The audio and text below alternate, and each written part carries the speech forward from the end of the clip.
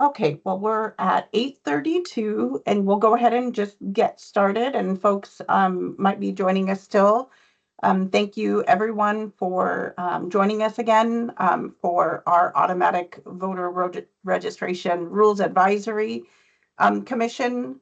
Again, I'm Dina Dawson. I'm the elections director here in Oregon. I use she, her pronouns, and before coming here, I was a local election official for 18 years in here, Colorado, and Nevada. And just a reminder to folks that we've broken down the OMV rules into key sections, and I'm excited that we're going to be entering a new section today, and we're going to be talking about data transmissions between the DMV and the Secretary of State's office. And there's a lot tied to the Baker Tilly audit so we're going to have some real dense conversation. There's a lot to cover in this session, and before getting started and doing introductions again, I wanted to turn it over to Carol to cover any housekeeping before And gets us started. So Carol. Hello, just a quick reminder that we'll be reading out loud anything that's put into the chat today. We're going to also start off with introductions and just a small reminder to IRAC members to say out any acronyms where you can, and we'll continue to and share these meetings online through our public OMV website. So again, my name is Carol. I am our senior policy analyst, and I will pass it off to Kat. Hello, I'm Kat Schwartz. I use she, her pronouns, and I work with ODOT and DMV as the voter registration integrity analyst. And I'll pass to Yuli. Hey guys, this is Ulysses. I use he, him pronouns. I'm with Innovation Law Lab. I'm not sure who hasn't gone yet, but I'll pass it off to the next person. Hi, my name is Vanessa. I'm the Constituent Services Specialist with Oregon Secretary of State. Thank you for being here.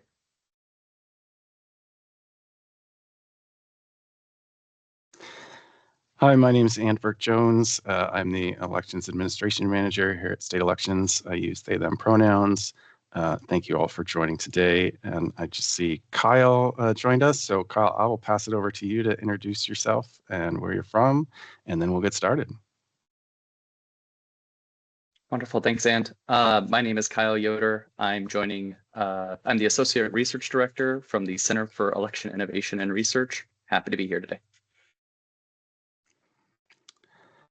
Thanks for joining us. So we will get started. Like Dina said, today is the day we are going over the transferring of data between the Department of Motor Vehicles and the Secretary of State's office. Excuse me, we do have at least one member of the RAC. It looks like two members of the RAC that weren't able to join us today.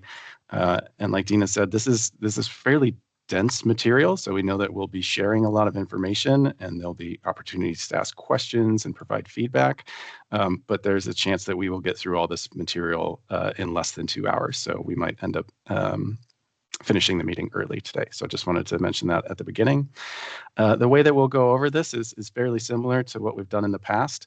We'll look at the outline of proposed rules. Again, it's just a brief outline intended to get the conversation started.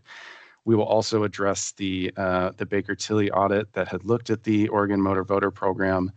There were some specific findings related to file transfers, so we'll review those findings, the recommendations that the audit firm had made, kind of address some of the improvements to the system that our office, along with ODOT, has made in the previous months. And then we'll look back at the rules again and make sure that we're addressing everything that needs to be addressed. So Carol, if you could bring the slides up, we'll get started.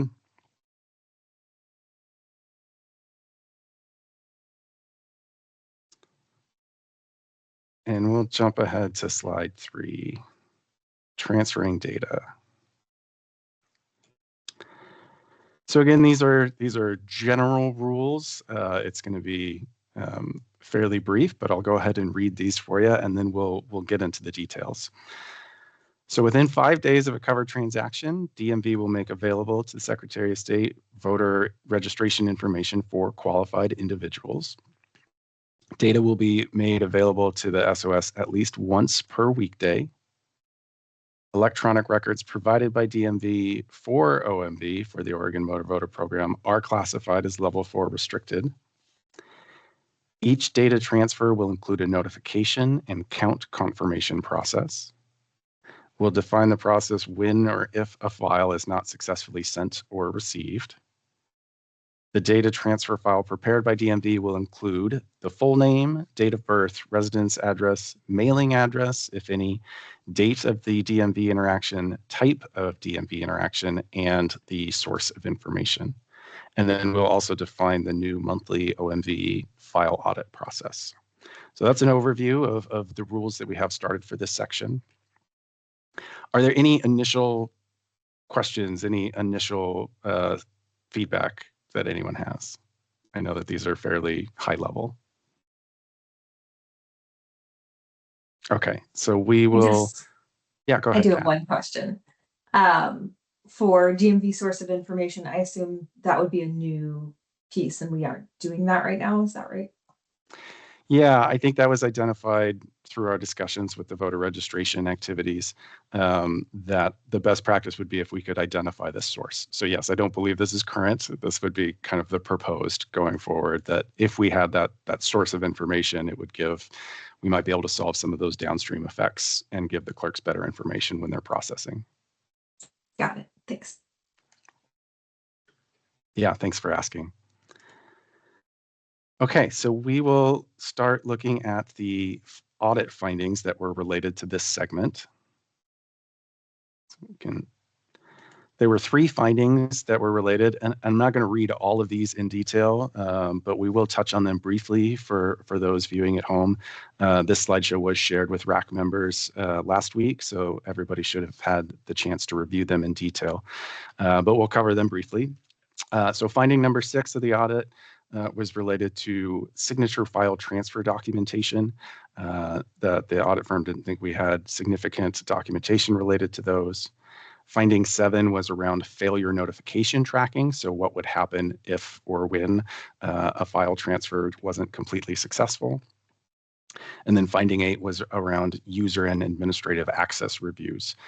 So access to the programs and those user roles.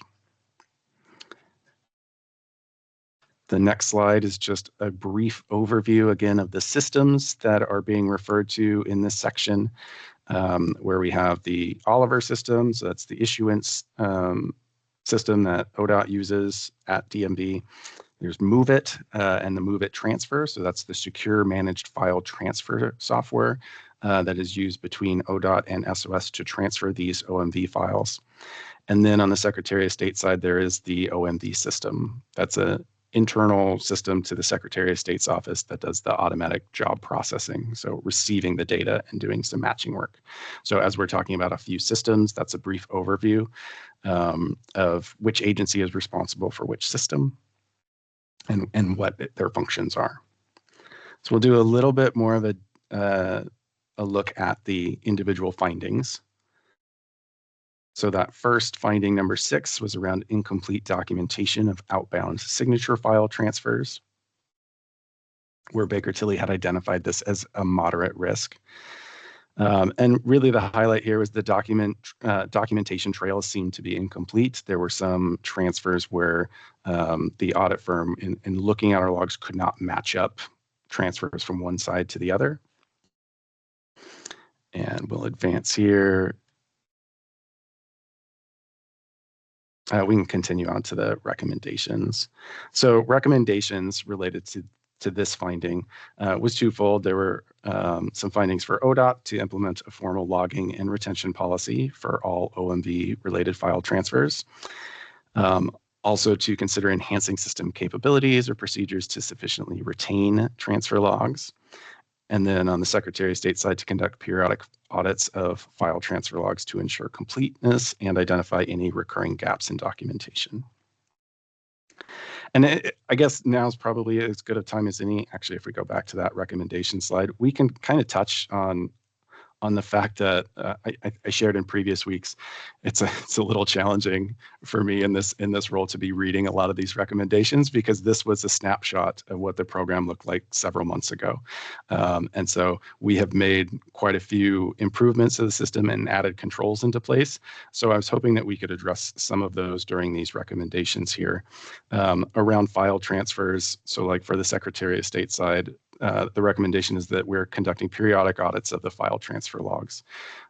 So there is now a daily check that is done on the Secretary of State side.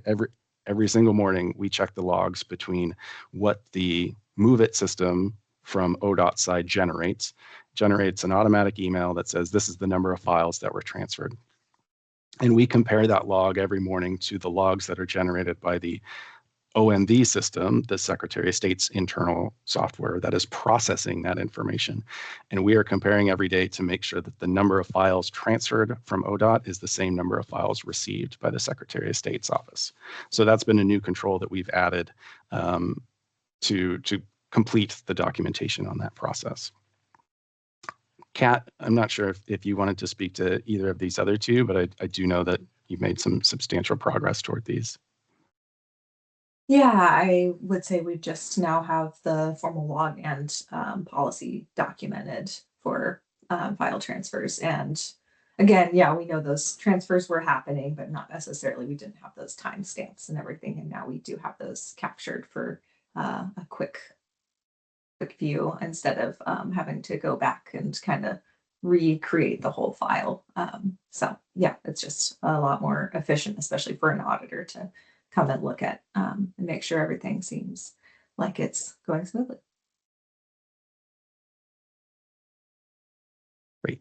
Any other questions or feedback on these recommendations before we move on?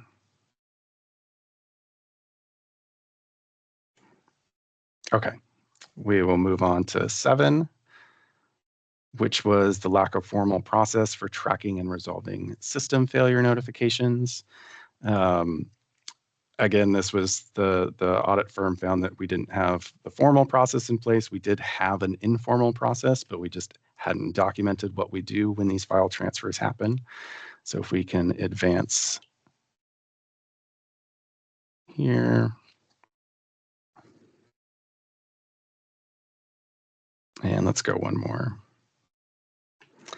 So their recommendations around file transfer errors and notifications were for both agencies combined to work together to expand the current centralized failure notification channel, to add a consistent mechanism to log, monitor, and document all system-generated errors, to develop formal procedures for investigating, resolving, closing out failure notifications. Procedures should include defined timelines, escalation protocols, and clearly assigned responsibilities. To conduct periodic assessments of failure logs and identify recurring issues, assess resolution timelines, implement system improvements, and then to train relevant staff on the new procedures. So I can say that for these, the agencies work together, and we have met all of these recommendations. We've established a current centralized failure notification channel that is managed by ODOT and shared with the SOS. And we have formal procedures in place for closing out these failures, the system transfer failures, logging them, assigning roles for how to respond and to escalate in case these are major errors.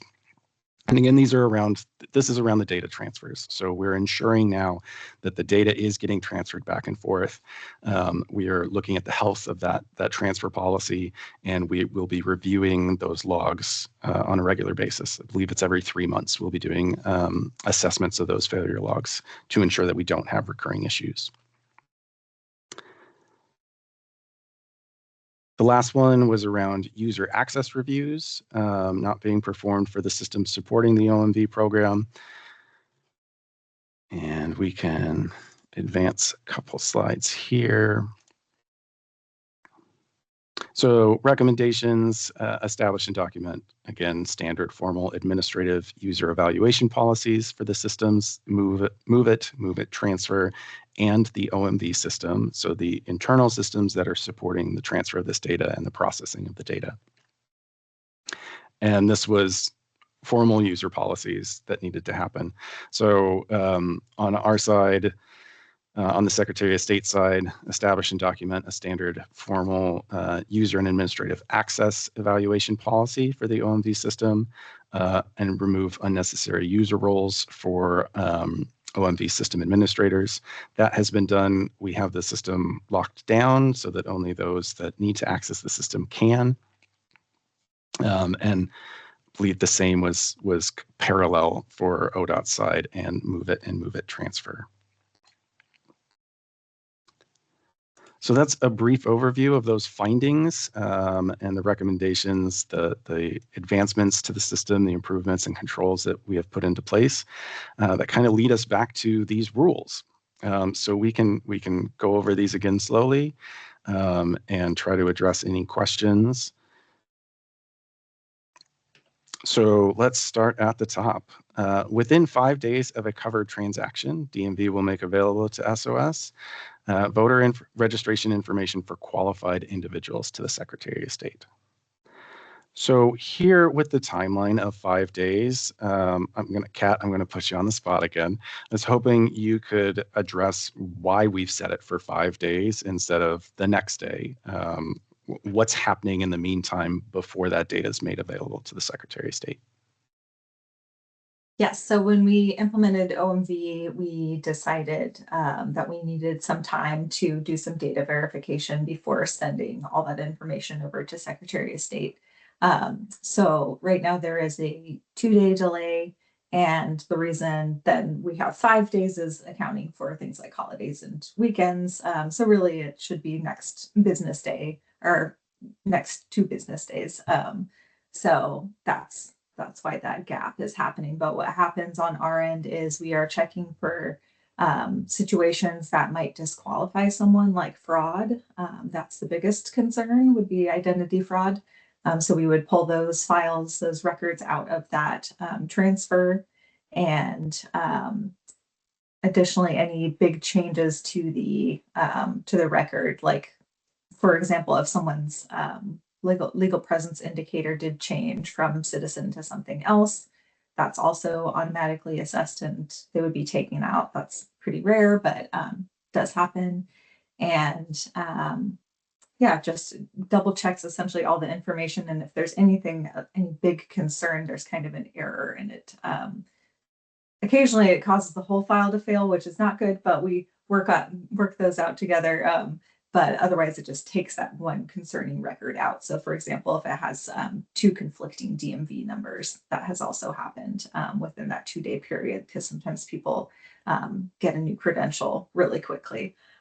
So there's all sorts of little odd things that happen that we want to make sure we address and not just send over to Secretary of State without doing some verification. Thanks, Kat. I appreciate that explanation of what's happening during those few days after a transaction. Any questions, any feedback from RAC members? Dina. Thank you, and thank you, Kat, so much for that clarification. Just administratively, a question about 5 days or 2 business days or 2 working days, and just from the notes that I jotted down, it's, there's really 2 days, 2 full business days of verification where that's happening. And I know that none of us that are on this call were here when these rules were originally drafted. So just a point of conversation, would it be better to say on, the 3rd business day it's sent over? Just putting it out there for conversation for RAC members. Is it better to have business days, or to clarify here, 5 calendar days? I don't know if one is better than the other, but just putting it out there for discussion. Thank you. Thanks, Dina, for bringing that up. And I'll add just a bit of context to this discussion, because as we're talking about timelines, one of the things that are important for this program is that voters who are being registered through the OMV system are automatically registered after a 21-day maturation period. And that 21-day period does not start until the Secretary of State issues that notification to the voter, which would allow them to select a political party or opt out of the process. And so we're talking about when that timing would start. Right now, it's up to 5 days after a covered transaction before the SOS gets the data, and then we have to actually issue that notification before it starts that 21-day clock. So just wanted to add that little bit of context to this discussion. Does anybody have input on that 5-day period? It sounds like 2 days are needed for the integrity checks on ODOT side. Do we want to keep that extra flexibility in there, or should we shorten this up?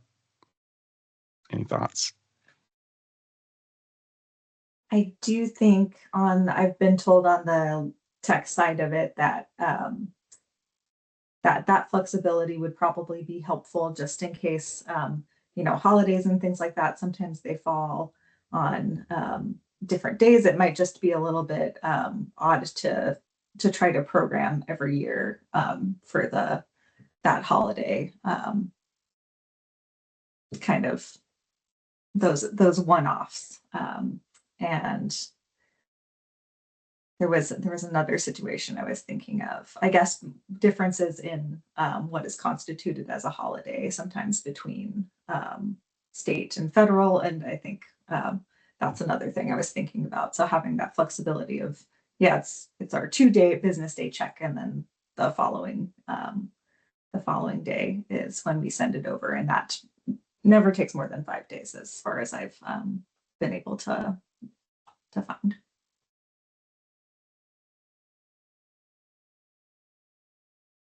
Thanks, Kat. Any other discussion on this time frame?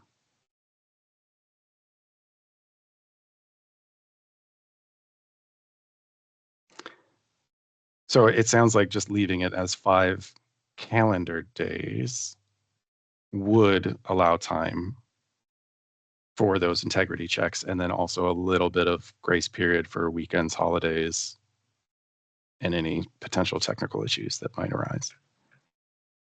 Okay. All right, we'll jump in. Next point, data will be made available to Secretary of State. Oh, if we can go back to the last slide, Carol. Thanks. Data will be made available to the Secretary of State at least once per weekday. I think that one's pretty clear. Electronic records provided by DMV for Oregon Motor Voter are classified as level 4 restricted.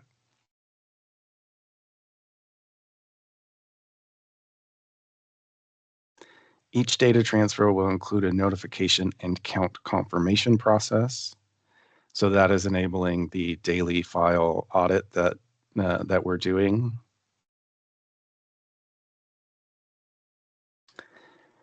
Define the process when or if a file is not successfully sent or received. So we've done that now, where the agencies have worked together to develop that formal process for notifications and resolving file transfer issues. Maybe, I guess the question here would be, how much of this belongs in the rule, the administrative rule, versus another document that we do have between the agencies. We have a signed interagency agreement that talks about our file sharing. So currently, a lot of the specifications, well, the file specifications are outlined in our interagency agreement that talks about the specific contents of the file and the format of those files. Also addresses security. And so a lot of the things that we're talking about today are put into an interagency agreement. So really this discussion is trying to talk about what of this needs to belong in administrative rule, because there are a couple different authorities that we're talking about here.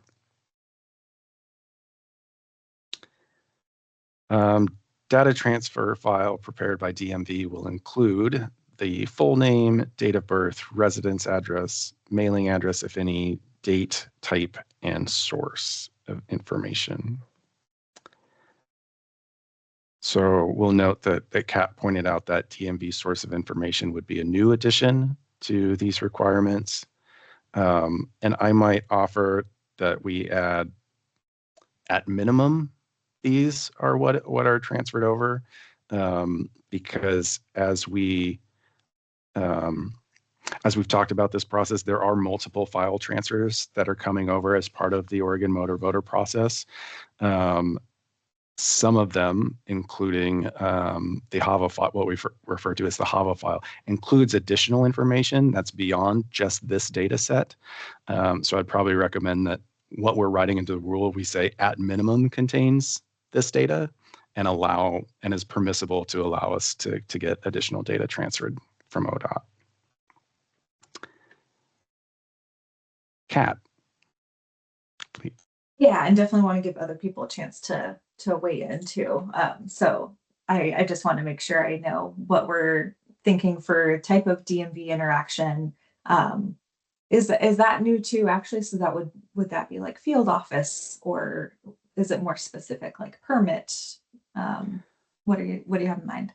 Yeah, I believe the type of DMV interaction here would be referring to an issuance, new, replacement, reissued, that type of interaction, not the source of information. So that source would be to try to identify vehicle registration information. I think that's the big piece that we're trying to be able to carve out those data streams that we don't think are fully appropriate to be included in voter registration.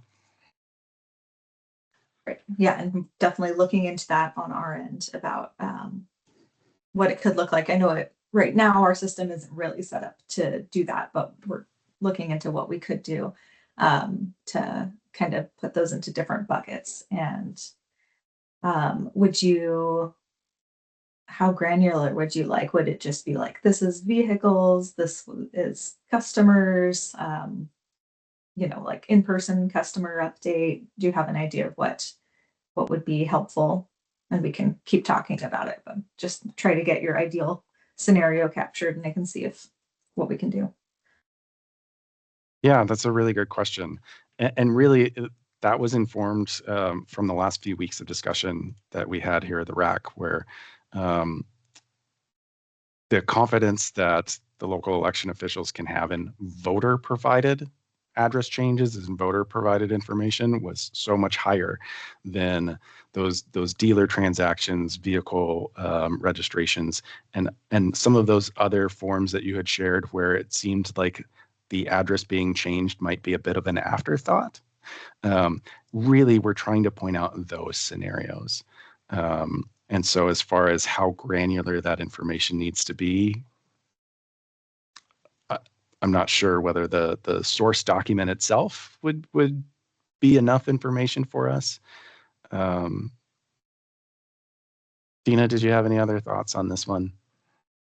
No, I'm following along with the discussion with both of you that it was informed, Kat, by the last couple of meetings, and you presented kind of like a list of documents and forms, and each of them resulted potentially in data being transmitted.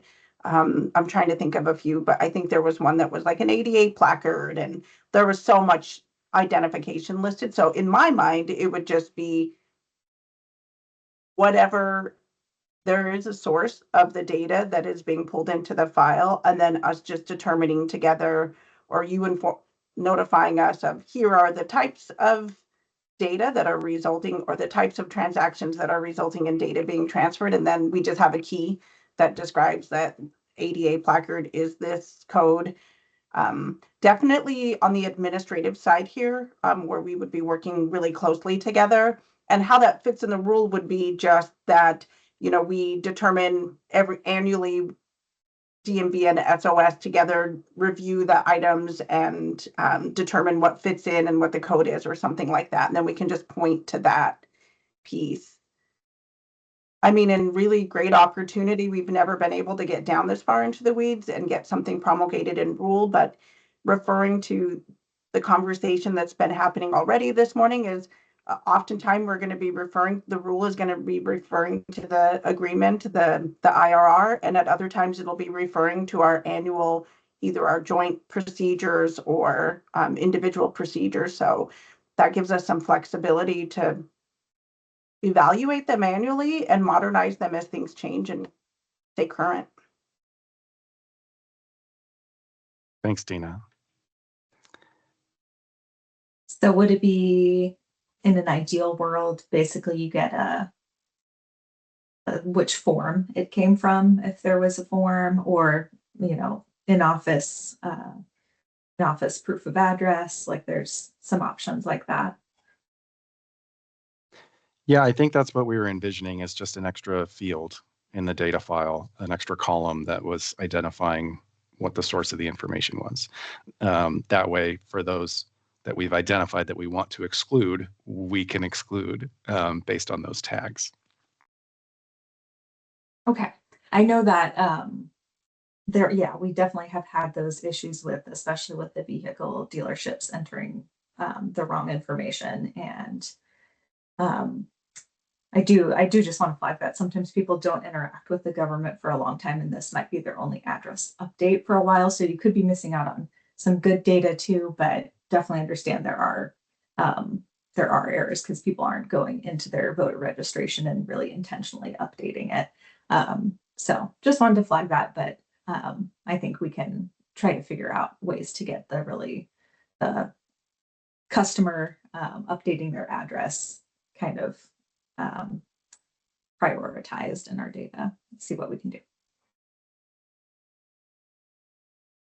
And before you go on from that, that just like raised in my head, like we're administrators, right? Like I'm proudly wearing my election nerd t-shirt today. Like we nerd out on policies and procedures. And if there's a group of individuals that we're not confident that we pull them into OMV, if we have the source data and these are vehicle dealerships, then we have lots of other avenues. Now we have a group of individuals who we're not confident should go into the OMV process, but it doesn't mean that we can't have a separate process where somewhere down the line they're being contacted to there's with the notice of some sort to be like, hey, we noticed that you interacted in this way. Would you like to register to vote? There's lots of opportunities for separate paths as we go down this.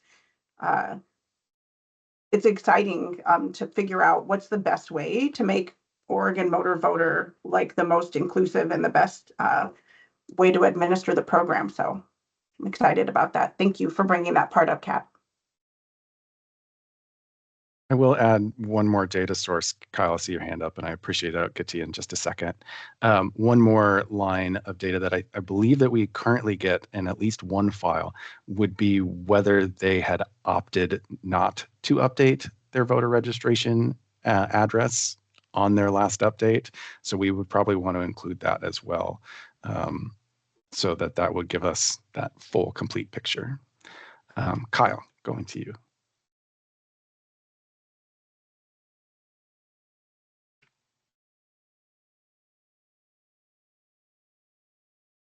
Kyle, if you're speaking, you're muted.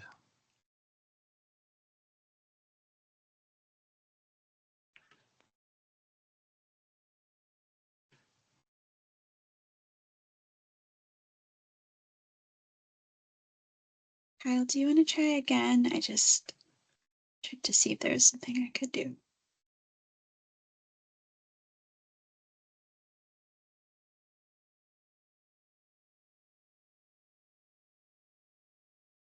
Technical difficulties. We'll get Kyle back. Yeah. Give him a moment to rejoin. And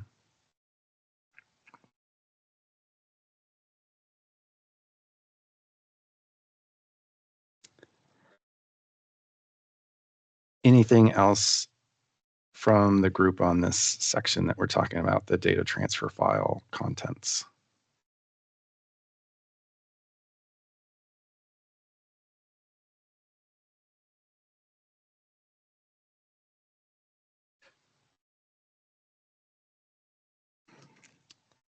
Okay.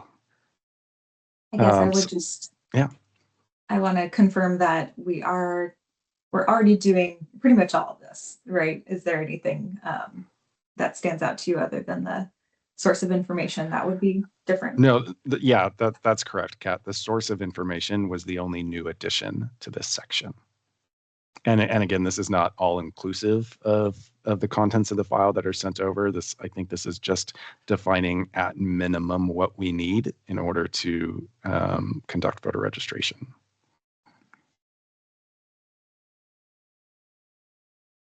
So actually, as I say that out loud, Dina, I think we're missing signature files. We'll need to add that to that line as well. Because again, we're trying to define the minimum criteria required to complete voter registration activities. And so, Kat, go ahead.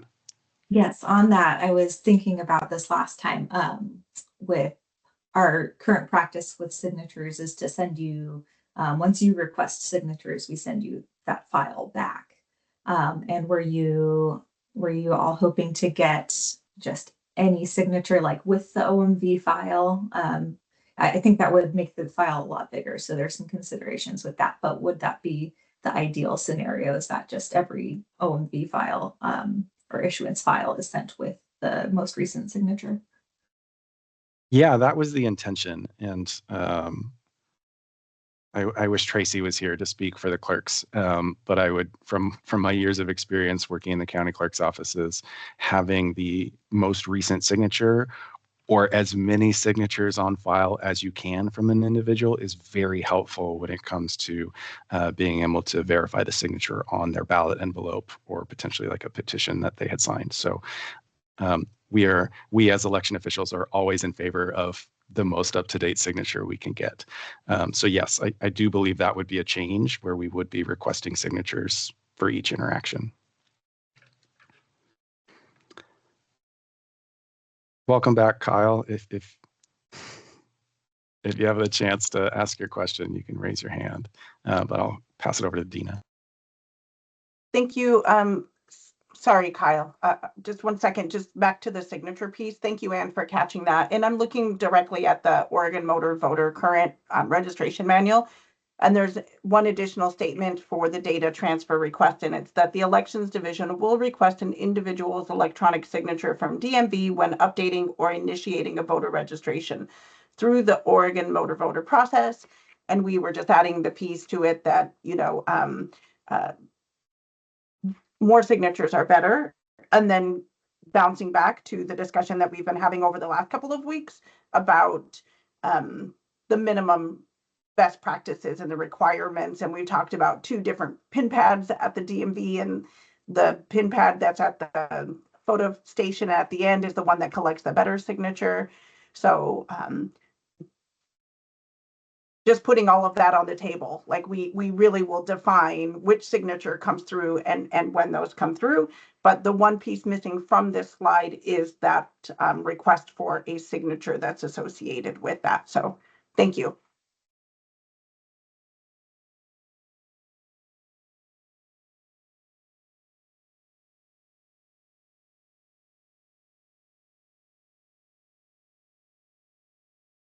Any more discussion on contents of the data file?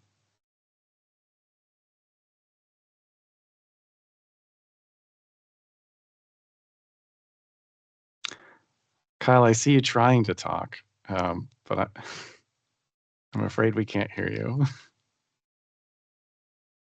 I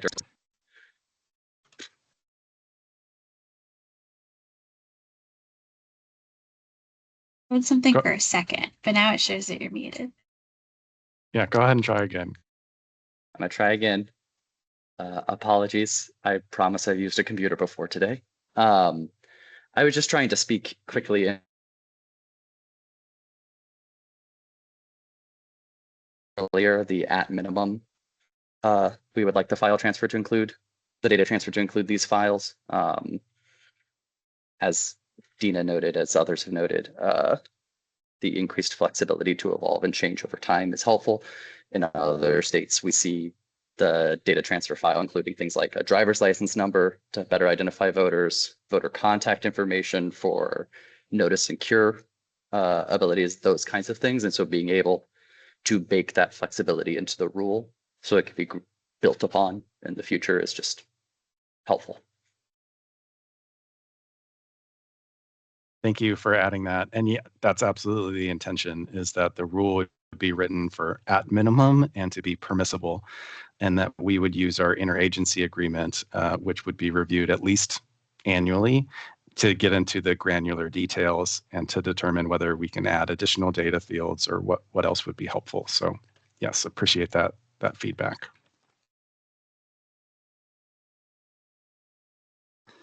So the last item on this slide is defining the new monthly OMV file audit process. So I'll briefly describe this. Again, this is a new control that the Secretary of State put in place a few months ago.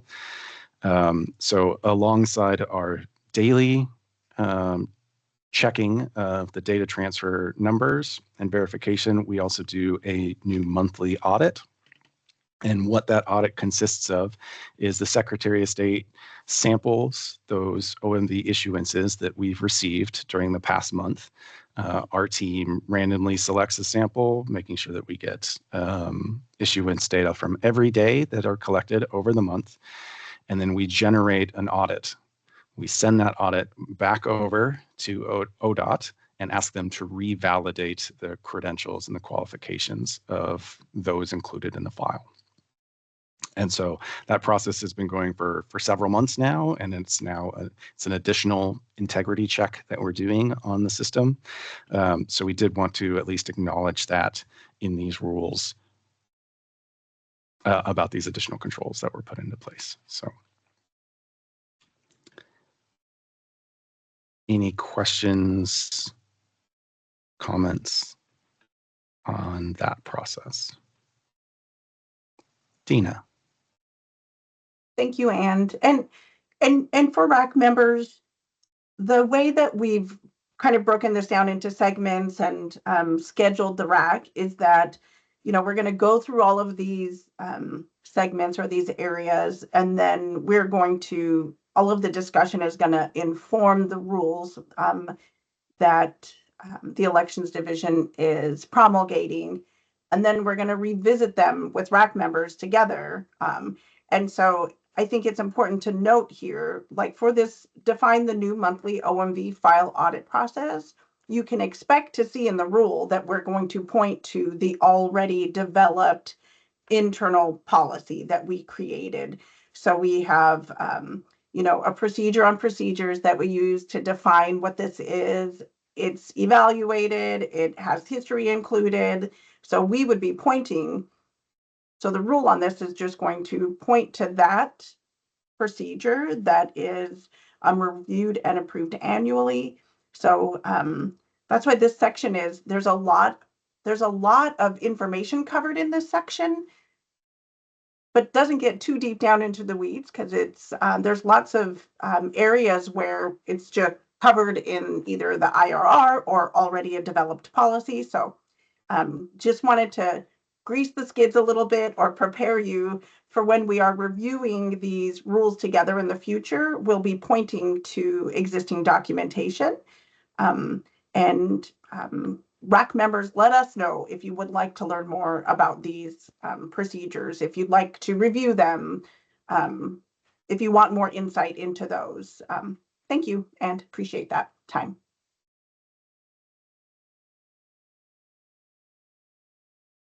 Thanks for adding that, Dina. Yeah, I think it touches on what Kyle had said and how we frame this. This is not intended to be the end of a conversation. This is kind of the beginning of that conversation piece. And when we're talking about what belongs in rules, rules are harder to change. And so we need to make sure that we're addressing some of this stuff in rule. And in some circumstances, we're pointing to an external document that could be more flexible and more dynamic to business needs, to where we could update more frequently. Okay, anything else on this segment?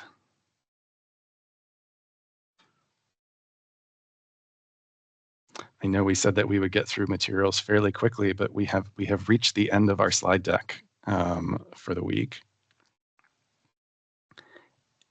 Any other comments on what we've reviewed today? We'll have a brief look ahead.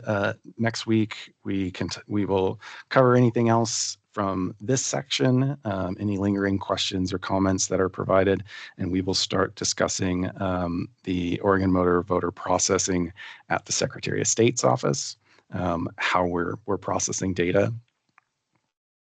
We'll end up taking the 13th off in honor of Indigenous Peoples Day, and then we'll continue our discussion on the 20th. So that's a bit of a look ahead for the next month as we finish up the content, the real meat of this RAC process before we come back in November with drafted rules for review.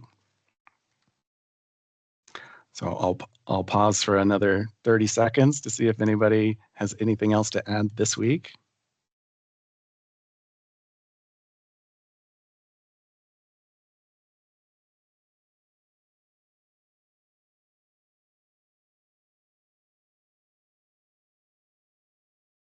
All right. Well, thank you all for your time and attendance as we work through this process. We'll be back next week to continue on looking at the OMV processing at Secretary of State's office. Thanks, everybody. Thank you, Ann. Thanks, everyone.